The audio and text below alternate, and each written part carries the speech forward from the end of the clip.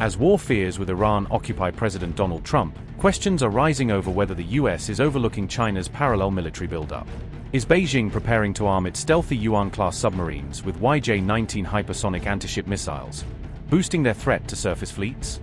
With these missiles, could Xi Jinping's Yuan-class submarines try to catch US carrier strike groups off guard using a quiet approach and high-speed strikes?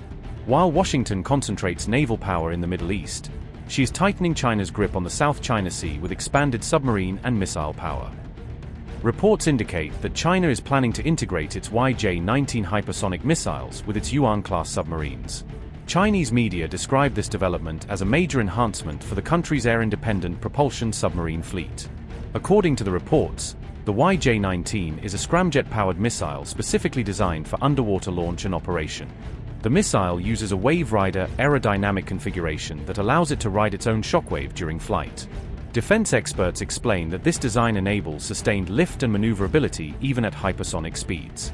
The missile's velocity reportedly exceeds Mach 5 and could potentially reach up to Mach 8, according to Defense Security Asia. Experts also suggest that the YJ-19 system could be fitted to existing Yuan-class submarines without requiring major structural redesigns. Reports project that the Chinese Navy's Yuan-class submarine fleet could expand to more than 45 units by the end of this decade. Analysts state that this hypersonic and stealth-based upgrade could significantly complicate maneuver planning for US carrier strike groups.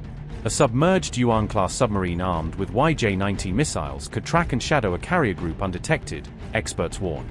Chinese media lauded the YJ-19 missile system, calling it a warning to the United States. The development emerges at a time of heightened tensions between the United States and Iran.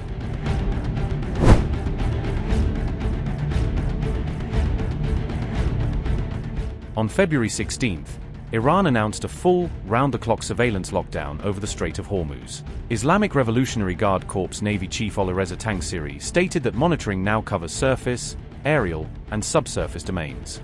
The announcement coincided with an IRGC naval exercise in the Persian Gulf amid rising concerns of potential conflict with US forces. The first phase of these exercises was conducted around the strategically sensitive Greater Tunb, Lesser Tunb, and Abu Musa Islands. Reports say rapid response battalions practiced both offensive and defensive maneuver operations during the drills.